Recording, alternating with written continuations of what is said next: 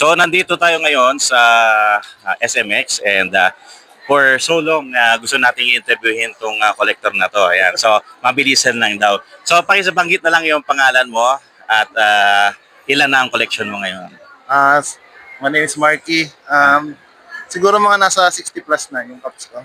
Okay. So sa 60 plus mo ngayon, ano masasabi mo ang majority ng collection mo? Fitted or snaps? Siguro mga 60% nun, fitted. Tapos yung snaps na. Tapos yung 40 doon, snaps, taka na New Era. Okay.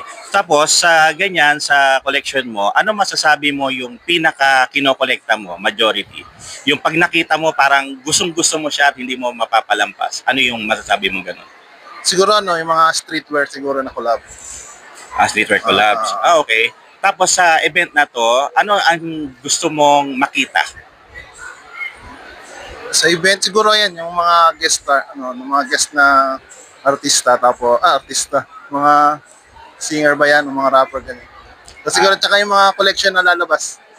Okay. So final na lang, final parting words. Okay. Ano ang marerekomenda mo sa mga baguhan sa larangang ito? Siguro mag-collect tayo ng legit. So, ilang naman yung importante, at least yung pera na ginagamit mo is napupunta sa maayos. Yon, okay. Salamat.